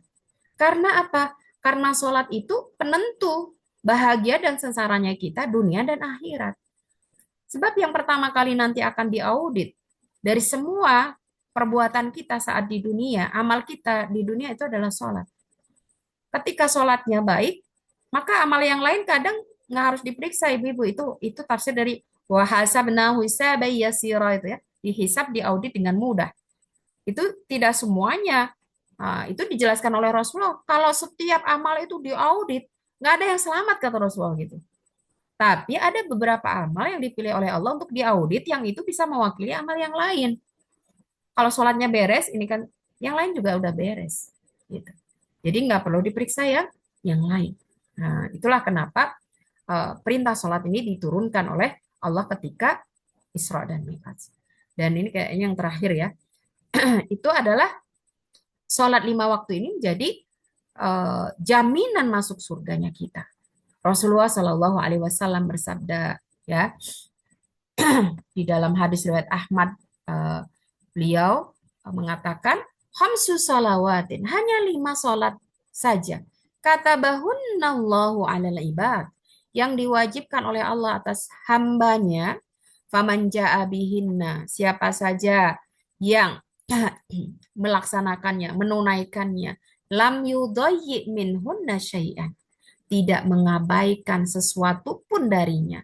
Artinya apa? Ya rukunnya, syaratnya, ya waktu-waktunya, istighfafan bihaqihinna, atau mungkin menyepelekan apa yang menjadi hak sholat, karena lahu indallahi ahdun an yudkhilahul jannah. Allah memberikan jaminan baginya untuk memasukkannya ke surga. Wa man lam ya'ti bihinna, tapi siapa saja yang tidak menunaikan sholat 5 waktu ini, falaisa lahu indallahi ahdun. Allah tidak akan berikan jaminan. Insya'a adzabahu wa insya'a ghafaralahu. Jika Allah berkehendak ya akan diazab, tapi jika berkehendak juga akan diampuni. Nah, itu ibu-ibu yang bisa kami sampaikan pada malam hari ini.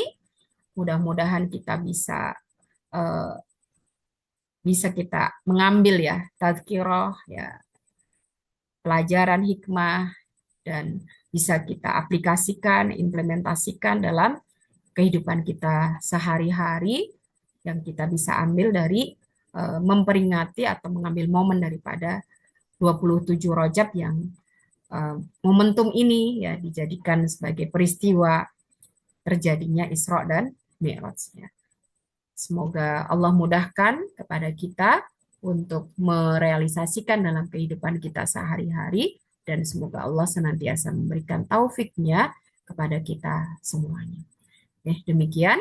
Wallahu alam bishawab. Nastaghfirullahaladzim walakum. Wassalamualaikum warahmatullahi wabarakatuh.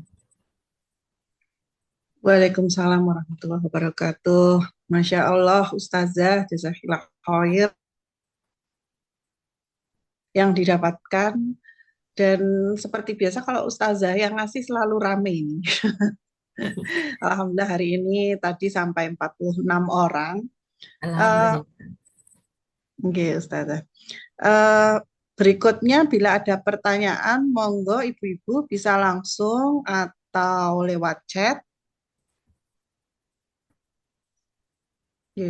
Sepertinya kalau belum ada, saya mulai bertanya dulu, nggih, Ustazah. Ini karena sudah jam Oh, 9 lebih 15, iya sehingga ya. nggih, Iya. Ustazah. Oh iya Tapi, iya boleh. saya izin bertanya, nggih, Ustazah. Eh, Bagaimana tentang masalah ujian tadi, Ustazah, untuk eh, pentingnya ujian yang diberikan oleh Allah kepada kita. Nah, kita mungkin sekarang baru menyadari, terutama setelah mendapat materi-materi seperti ini dari Ustazah, kita menyadari, oh, sepertinya dulu itu enggak lulus ujian saya ini gitu.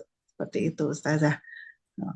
Nah, itu apa yang harus dilakukan? Karena kan sudah apa namanya dulu kejadiannya seperti itu. Baik, Masya Allah ya Ibu ya. Banyaklah seperti kita itu ya, mengalami hal yang sama sebenarnya. Kalau kita di kuliah, di bangku sekolah itu biasanya kalau nggak lulus pasti ada remedi ya. Nggak naik kelas gitu kan. Nah, begitu juga dalam kehidupan kita. Kalau nggak lulus, itu pasti akan diulangi sama Allah, diberikan ulangan yang sama gitu ya. Itu. Dan kalau kita sekarang sudah bisa lebih baik, berarti kita lulus. Cuman harus ngulang beberapa kali, tidak apa-apa gitu ya. Karena apakah dia lulus cepat atau lulus lambat, itu sebenarnya semuanya ada kebaikannya, ya. Orang yang bisa lulus cepat, tentu pelajaran dan hikmah yang dia bisa ambil berbeda dengan mereka yang lulusnya lambat. Betul tidak, Ibu-ibu? Ya, itu. Jadi, eh, misalnya orang yang bisa lulus cepat itu biasanya cepat bisa mengambil pelajaran, ya cerdas dia, gitu ya. Atau bisa jadi itu dia sebenarnya lebih lemah daripada yang lulus lambat, makanya dicepatkan lulusnya oleh Allah gitu. Kalau orang yang lulusnya lambat, ya mungkin dia tidak cepat mengambil hikmah pelajaran ya. Akan tetapi dengan dia di endingnya itu apa namanya good ending ya, itu berarti dia itu kuat, dia itu sabar, dia itu terus belajar gitu. Jadi masing-masing ada kelebihannya ya gitu. Yang penting adalah endingnya gitu. Gitu. Kalau dia sudah tahu dulu nggak lulus, ya dikasih ujian ulang, dia bisa belajar lulus, ya berarti bagus. Gitu. Tapi kalau sampai akhir dia nggak lulus juga, fanauzubillah min dzalik begitu. Gitu. Pastinya dalam ujian ini sama seperti dalam ujian di bangku sekolah gitu ya.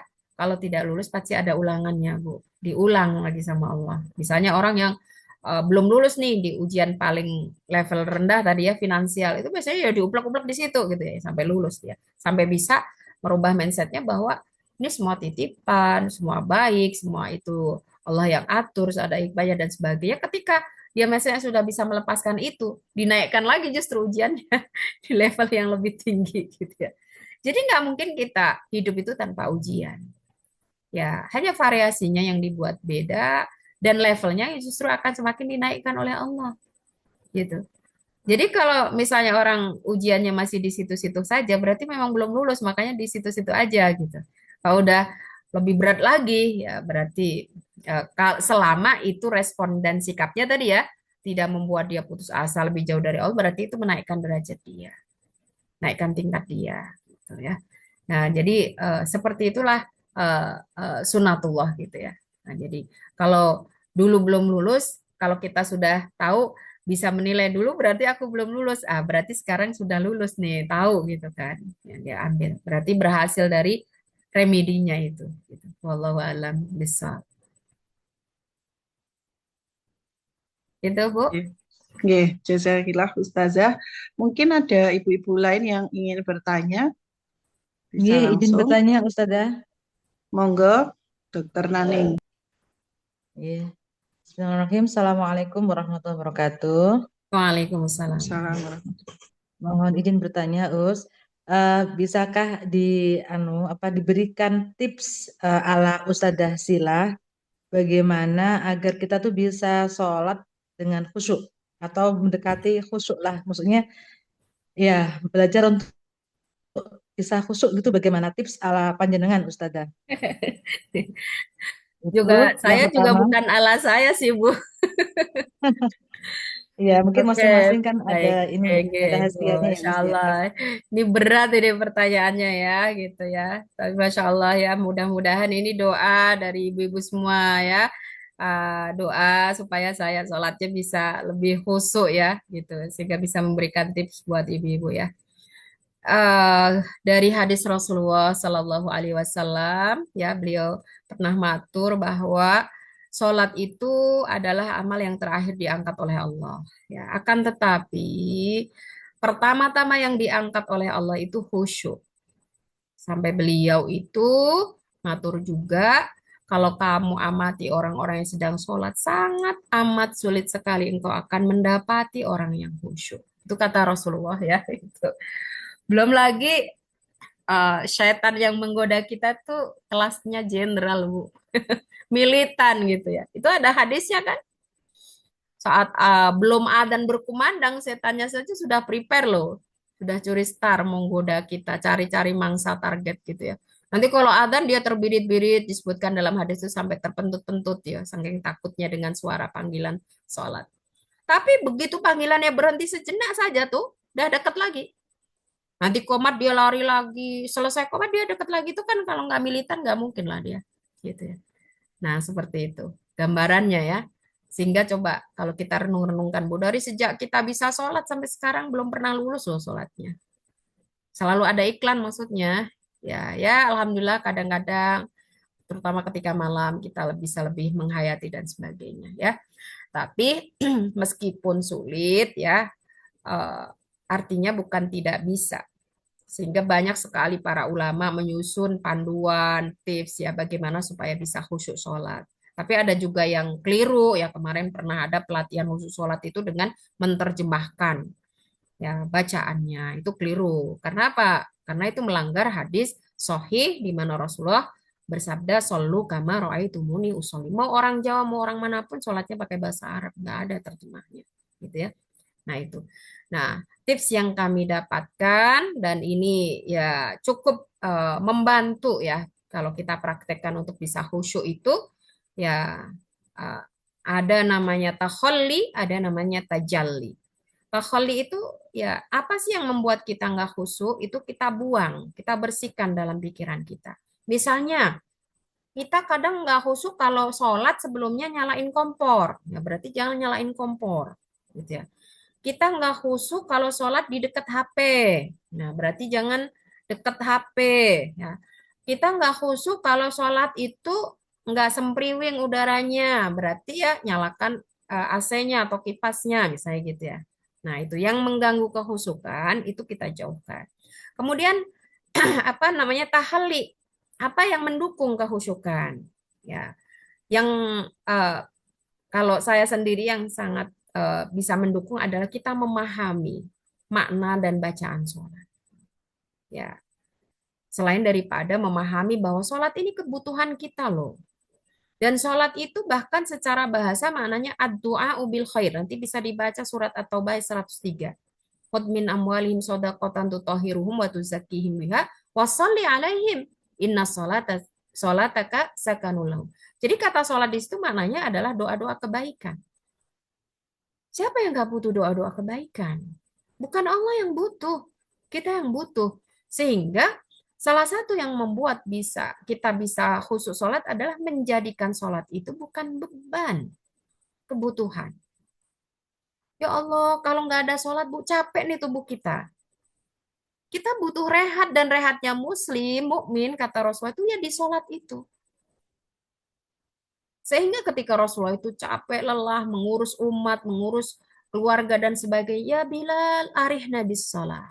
Wahai Bilal, istirahatkan, rehatkan kami dengan sholat. Nah, jadi kita mani sholat itu rehat. Sehingga kalau misalnya kita lagi cuci piring kah, cuci baju kah, masak kah, begitu terdengar adzan, saatnya istirahat, stop. Gitu. Apalagi kita tahu salah satu amalan yang bisa menaikkan derajat kita, mengampuni dosa kita adalah intidharus shalah ba'das shalah. Kita menanti-nantikan waktu sholat. Ya, sebagai waktu atau hak dari tubuh kita untuk istirahat. Ya, gitu. Jadi merubah mindset tadi ya, bukan kewajiban tapi atau beban, ya, sekedar kewajiban atau beban tapi sebagai kebutuhan. Dan juga berusaha untuk memaknai bacaan dan gerakan daripada sholat.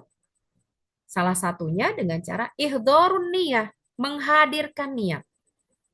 Nah, menghadirkan niat. Jadi niatnya itu dihadirkan. Kita niatnya apa? Lillahi ta'ala, bermunajat kepada Allah. Apalagi setelah mengkaji Isra Mi'raj ini. Sholat itu mi'raj kita yang menghubungkan kita dengan Allah ke langit. Itu adalah sholat. Pintu untuk menghubungkan kita dengan Allah itu adalah sholat. Kita bisa curhat di dalam sholat kita. Jadi sholat itu tempat curhat kita, tempat menguatkan hati kita. Ya, kan biasanya yang membuat kita ini apa sih? Ujian dan cobaan kan.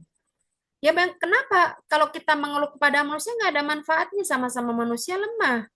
Makanya mengeluhnya sama Allah. Makanya tafsir fasbir saburan jamila, bersabarlah kamu dengan sabar yang baik, itu bukan sabar tanpa keluhan. Kalian boleh mengeluh sebanyak-banyaknya, tapi keluhkanlah itu kepada As-Samad, tempat yang engkau bisa bersandar segala-galanya, yaitu Allah Subhanahu wa Ta'ala. Ya, itu nanti bisa dicoba ibu-ibu ya. Nanti bisa dicoba ya. Tipsnya sekedar itu sih ya. Jadi tipsnya ringan tapi prakteknya memang perlu diulang gitu ya. Jadi ada takhalli, ada tahalli gitu ya. Jadi yang membuat tidak khusyuk ya dijauhkan. Yang mendukung untuk khusyuk diupayakan. Gitu ya.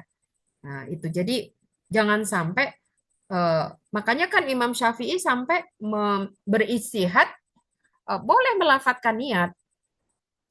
Itu mengambil kaidah malayatimu al wajib illa bihi fahuwal wajib, sesuatu yang tidak bisa sempurna padahal itu wajib, dengan adanya sarana itu menjadi wajib.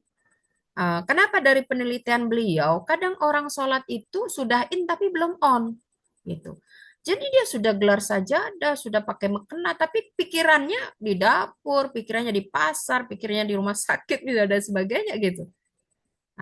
Dengan cara melafatkan niat itu salah satu upaya untuk ihdharun niyah, menghadirkan kita serius nih lagi mau bermi'raj kepada Allah. Ya, berhubungan dengan Allah, bermunajat kepada Allah, berkomunikasi dengan Allah. Gitu ya. Maka kalau orang melafatkan sholat, tapi yang dilafatkan dia tidak melafatkan niat sholat, tapi dia nggak tahu makna lafat itu ya berarti bertentangan gitu ya. Ya, meskipun melafatkan niat itu tidak diperbolehkan jika apa? Itu dijadikan syariat gitu ya. Syariat itu harus, tanpanya tidak gitu ya. Itu nggak boleh karena Rasulullah tidak seperti itu ya. Jadi boleh kalau kita membutuhkan untuk ihdharun niyah tadi, untuk menghadirkan niat. Niat kita tadi ya bermi'raj kepada Allah Subhanahu wa Ta'ala tadi. Begitu Bu Dokter Naning tipsnya ya, ringan ya, monggo nanti bisa dicoba gitu ya. Ya. Saya kira Ustazah. Bayakum Ibu, barakallahu fikum. Berikutnya satu pertanyaan terakhir mungkin ibu-ibu.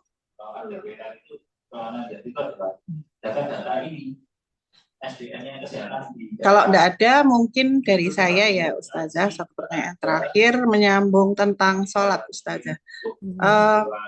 Kita ceritanya sudah mengupayakan Ustazah, tapi ternyata sampai terakhir salam kita sendiri mengevaluasi kayaknya merasa belum khusyuk.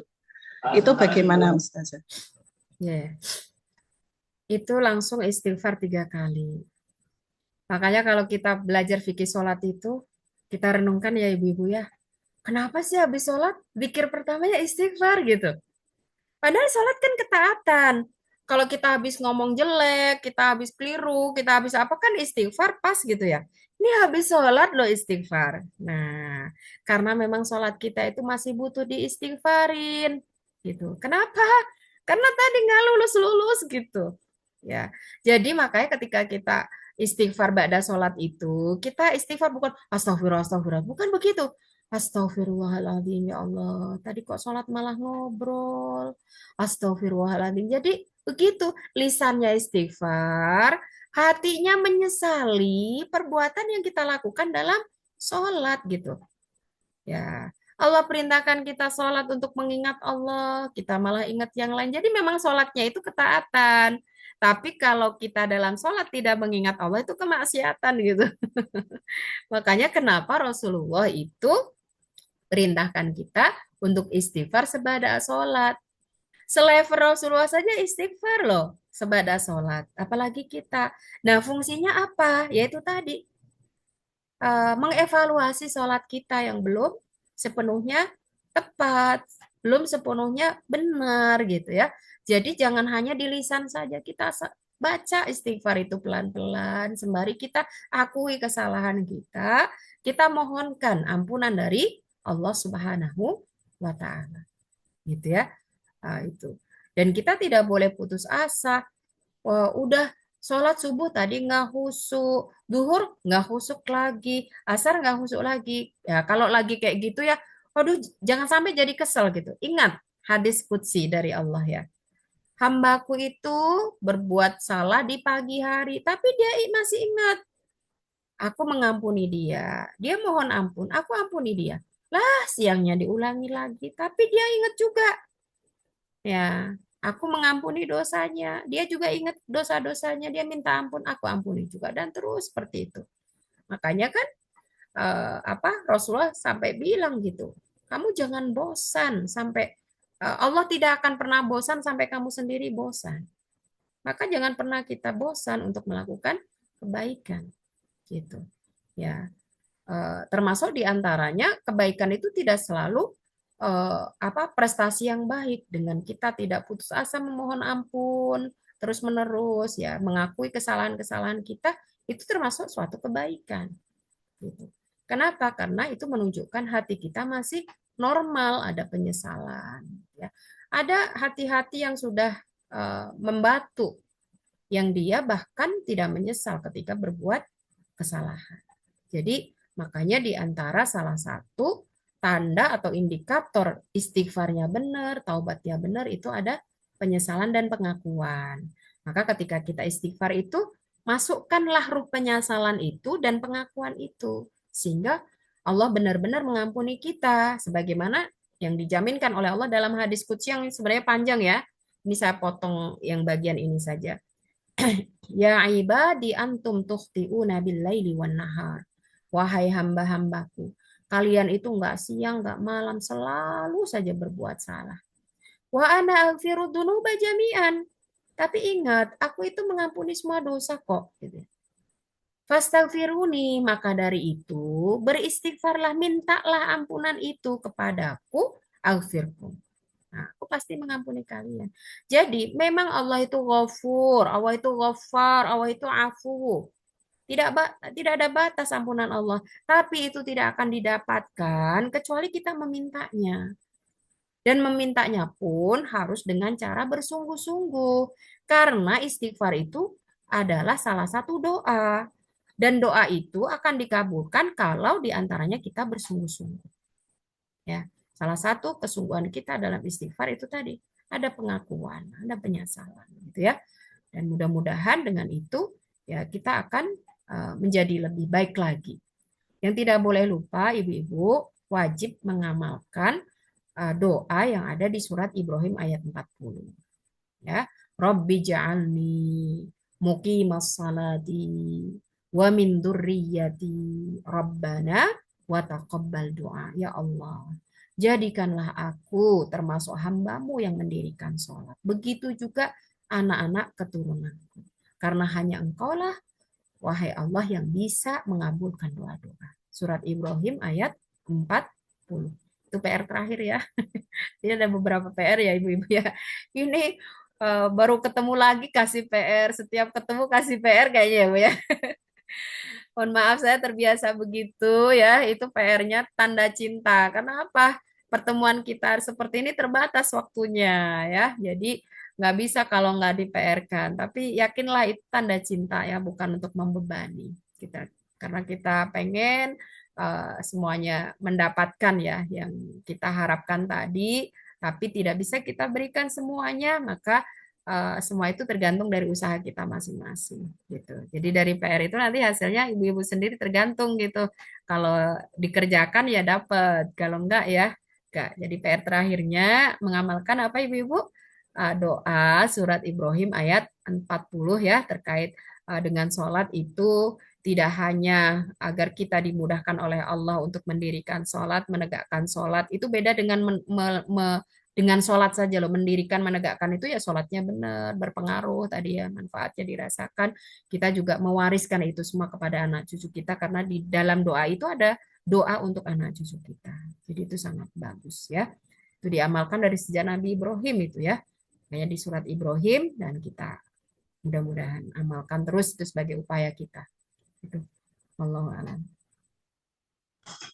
Oke, jazakallah khair Ustazah, jawaban yang sangat lengkap. Karena keterbatasan waktu, nggak Ibu-Ibu, sudah jam 21.36 ini, Masya Allah. Lebih ya. Tapi ini Ibu-Ibu tetap setia sampai 40-an ini, masih sampai setia. Jadi Semoga nggak ada yang sebenarnya terina bobokan ya. ya, tapi sepertinya mendengarkan semua Ustazah. Kalau Masya Allah, nggak mendengarkan, barakallahu fikum. pasti Masya sudah Allah. meninggalkan grup gitu. Oh, Masya Allah, barakallahu fikum. Masya Iya, Allah. karena keterbatasan waktu sebenarnya masih banyak yang tentunya ingin kita bahas, nggih. Oh, dari Ibu Desi, Kadinkes Tulungagung menika Ustazah, matur nuwun Ibu Kadinkes. Oke, Masya Allah. Eh, Amin. kita tutup karena keterbatasan waktu. Semoga sabila-sabila yang ada selalu memberikan keberkahan kepada ibu-ibu sekalian, kebermanfaatan, nggih. Dan tentunya materi kali ini, insya Allah masih setia dari Jepara. Wah, Masya Masya Allah. Allah. Ini sepertinya muridnya Ustazah ini Iya, Ta. Masya Allah. dari Jepara, ya. Jauh sekali, Jawa Tengah, gitu. Kita tutup dengan apa namanya, semoga mendatangkan keberkahan, gitu. Dan apa yang kita dapat hari ini semoga bisa kita aplikasikan.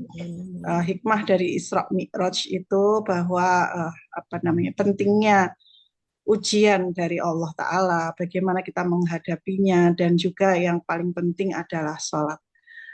Kita tutup dengan hamdalah, istighfar, dan doa kafaratul majelis. Oh ya, tapi sebelum saya tutup, seperti biasa, acara wajib kita adalah foto bersama ibu-ibu. Monggo bisa dibuka.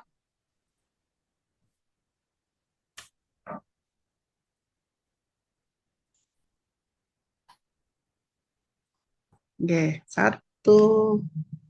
Monggo bisa dibuka Kameranya. videonya. Oke, kameranya. Satu, dua. Oke. Oke. Jazakallah khair ibu-ibu. Saya tutup dengan hamdalah, istighfar, dan doa kafaratul majelis. Alhamdulillahirrahmanirrahim. Astagfirullahaladzim. Astagfirullahaladzim. Astagfirullahaladzim. Subhanakallahumma wa bihamdika asyhadu an la ilaha illa anta astaghfiruka wa atubu ilaik. Assalamualaikum warahmatullahi wabarakatuh. Waalaikumsalam warahmatullahi wabarakatuh. Selamat berjumpa lagi. beristirahat, Ibu-ibu. Nggih. Mudah-mudahan ada kesempatan lagi bertemu. Sehat Insya Allah selalu. Ustazah. Matur nuwun Ustazah. Sami-sami. Yun pamit, Ustazah. Jeng. Monggo. Oke.